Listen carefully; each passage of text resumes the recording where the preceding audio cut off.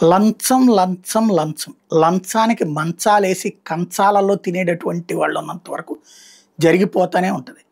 అవినీతి లేకుండా ప్రభుత్వం నడపాలని బాబుగారు ఆలోచిస్తుంటే, క్రింద స్థాయిలో నీకు నామినేటెడ్ పోస్ట్ ఇప్పిస్తాం, లేకపోతే నీకు అదేది కాంట్రాక్ట్ పోస్ట్ ఇప్పిస్తాం, నీకు అవుట్‌సోర్సింగ్ పోస్ట్ ఇప్పిస్తాం అని ప్రభుత్వాన్ని అడ్డం పెట్టి దోచుకునే వాళ్ళతోనే ప్రభుత్వానికి మైనస్ అవుతుంటది.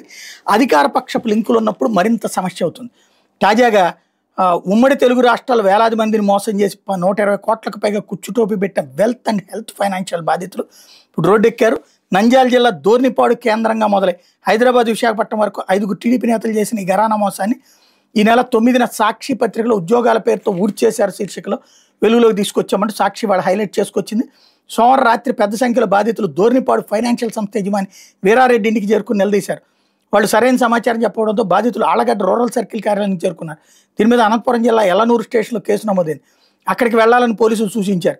దీంతో గ్రామానికి చేరుకున్నారు. మంగళవారం ఉదయం ఒక్కసారిగా వేలాది మంది బాధితులు దోర్నిపాడు వీరారెడ్డి, అతని పెద్దల్లుడు రాజారెడ్డి, చిన్నల్లుడు టీడీపీ నాయకుడు మహేష్ రెడ్డితో పాటు ఏజెంట్గా పనిచేసి కోట్లు వసూలు చేసిన అమ్మిరెడ్డి నగరం, అలమూరు, లింగందిన్నె గ్రామాలకు చెందిన టీడీపీ నేతల మీద కేసులు నమోదు చేయాలని డిమాండ్ చేస్తూ ఆళ్లగడ్డ, కోవిలకుంట రోడ్ల మీద బైఠాయించారు. సాయంత్రం దాకా వాహనాలు రాకపోకలను అడ్డుకున్నారు. ఫలితంగా మెయిన్ హైవే మీదన వందలాది వాహనాలు బారులు తీరి నిలిచిపోయినాయి. పోలీసులు అని చెప్పిన ఆందోళనకారులు శాంతించలేదు. పోలీసు జూలు నశించాలంటూ పైగా నినాదాలు చేశారు.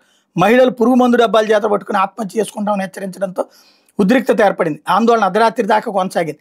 బాధితులు రోడ్డుపైనే వంట వార్పు చేపట్టారు. టీడీపీ అధికారంలోకి వచ్చిన తర్వాత కొండమాయిపల్లి మహేష్ రెడ్డి తన తోడలు రాజారెడ్డి, మామ వీరారెడ్డితో కలిసి ఈ మోసానికి ప్లాన్ చేశారట.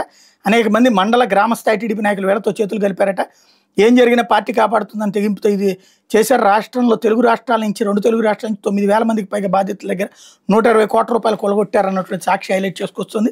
సుమారు 120 కోట్ల స్కామ్ పంచాయతీ అధికార పార్టీ రాష్ట్ర నేతల దగ్గరికి చేరినట్టు సమాచారం. ఇంత చిన్న చిన్న నాయకులు ఇన్ని కోట్ల రూపాయలు దోచుకున్నారా ఎలా అని వాళ్ళు ఆశ్చర్యపోతున్నారంటూ సాక్షి హైలైట్ చేసుకొచ్చింది.